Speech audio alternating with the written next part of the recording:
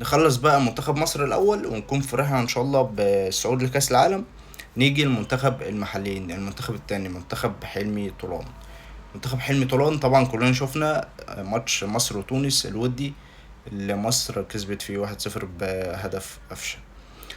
في اداء كويس، في لعب كويس، في طريقة لعب، في فكر في الملعب، لكن برضو لازم ندي فرصة للعيبة تانية. انت بتلعب مباراة ودية فبتجرب اللعيبة كلها. ففي فكر في اللعيبة كلها اللي موجودة في المنتخب المحليين دي جعانة كورة يعني، عشان في ناس كانت تستحق ان هي تنضم للمنتخب الاول، بس ربنا بيكافئهم وبينضموا المنتخب التاني مع حلم طولان عشان يظهروا امكانياتهم بشكل كبير. فان شاء الله حلمي طولان النهارده لازم يدي فرصه لاكتر من لعيب ما لعبش الماتش اللي فات او ما خدش اداء كتير الماتش اللي فات.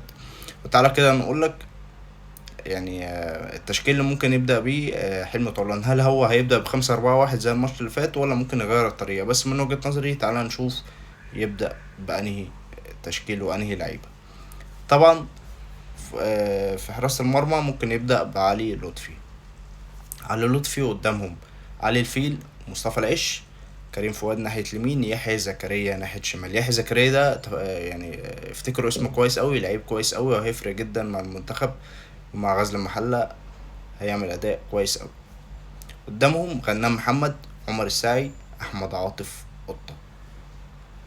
قدامهم تلاتة: ميدو جابر وزلاكا وحسام حسن. عندك ناصر منسي على الدكة، عندك حسين الشحات، عندك عمرو السولية.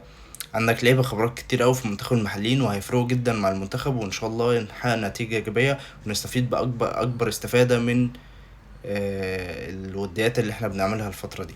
وإن شاء الله كل الدعم للمنتخبين النهاردة ونشوف أداء كويس جدا ونفرح للمنتخب الأول بالصعود لكأس العالم، والمنتخب التاني اللي هو بيعمل أداء جيد وكل واحد بيظهر إمكانياته بشكل كبير.